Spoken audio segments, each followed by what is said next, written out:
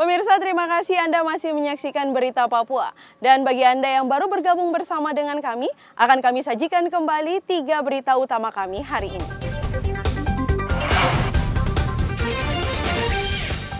Diduga akibat kompor meledak, 8 rumah di Kabupaten Mimika ludes terbakar. 2 pencuri di rumah Kalapas Manokwari diringkus polisi. Kasus malaria di 3 distrik di Merauke meningkat, warga diimbau waspada.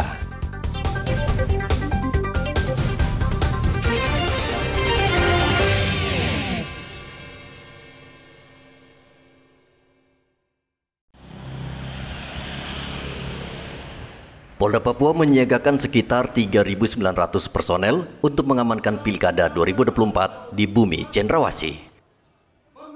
Ribuan polisi itu akan ditugaskan ke sejumlah daerah rawan. Wakapolda Papua Brigjen Petrus Patris Renwarin mengatakan pihaknya masih menunggu perkembangan hasil pemetaan lokasi tempat pemungutan suara. Apakah jumlahnya berkurang atau bertambah? Polda Papua juga akan melibatkan TNI untuk membantu pengamanan. Tapi yang pasti 3.900-an, 3.980 personil sudah disiapkan untuk melakukan pengamanan Pilkada nanti di tahun ini. Ini kami belum bisa masukkan, tapi yang pasti mereka akan dilibatkan sesuai dengan tugas fungsinya. Kita akan dilibatkan untuk pengamanan di beberapa objek vital, kemudian beberapa daerah-daerah yang kita anggap rawan terjadinya beberapa gangguan keamanan yang disebabkan oleh residu dari pelaksanaan pemilu pilkada itu sendiri, baik di kantor-kantor pemerintah, kemudian di objek vital lainnya, dan juga di kantor penyelenggaraan, baik di KPU maupun di kantor Bawaslu dan beberapa objek-objek yang lain. Skala ancaman yang kita buat ini akan kita kirim ke Mabes Polri. Mabes Polri sendiri nanti akan membuat skala ancaman pilkada secara nasional. Kemudian dari Mabes Polri juga akan berkoordinasi dan menyampaikan hal ini ke Bawaslu sebagai pengawas. Dan mereka juga akan membuat indeks kerawanannya sendiri. Tapi yang pasti kami yakin bahwa kami lebih tahu situasi, kami akan menggunakan skala ancaman yang akan kami susun yang masih bergerak terus mendekati. Paling tidak 3 bulan akan datang kita baru bisa melihat ancaman yang serius nanti ada di wilayah mana. Tapi gambaran secara umum bahwa kerawanan yang masih ada adalah di wilayah pegunungan dan Papua Tengah. Menurut Wakapolda Papua, hingga kini situasi di wilayah hukum Polda Papua masih kondusif. Namun ia menyebut ada 2 provinsi di tanah Papua yang menjadi perhatian serius kepolisian, yakni Provinsi Papua Tengah dan Papua Pegunungan. Saat Pilpres 14 Februari lalu, kedua provinsi itu mengalami kendala dalam menyelesaikan perhitungan suara. Hendra melaporkan dari kota Jayapura, Papua.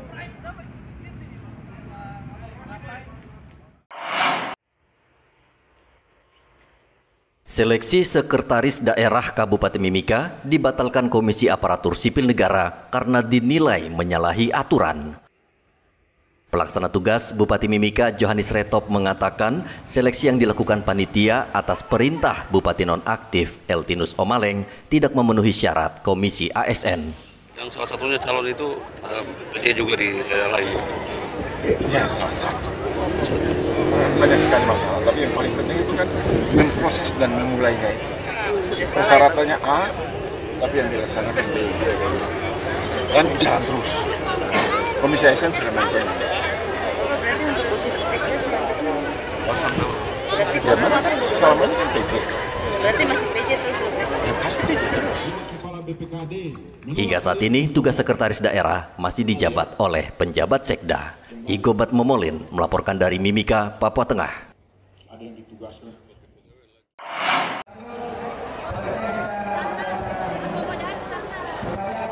Mimika siap menjadi tuan rumah Musabakoh Tilawatil Quran ke-30 setanah Papua pada 20 Juni. Mensukseskan acara itu, panitia mendatangkan Al-Quran raksasa dari Makassar, Sulawesi Selatan. Al-Quran dengan lebar 2 meter dan berat 270 kg itu akan dipamerkan saat pembukaan MTQ.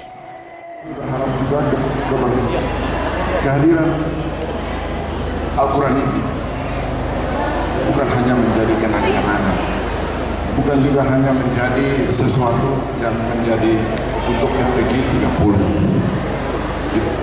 Tetapi saya berharap sekali selama pemerintah bahwa dia menjadi sumber inspirasi bagi umat Islam sebagai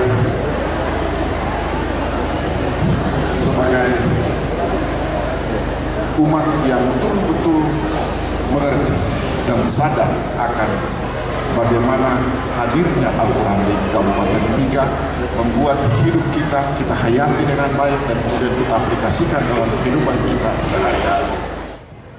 Musabaqah Tilawatil Quran ke-30 setanah Papua akan digelar selama 10 hari. Igobat Momolin melaporkan dari Mimika, Papua Tengah.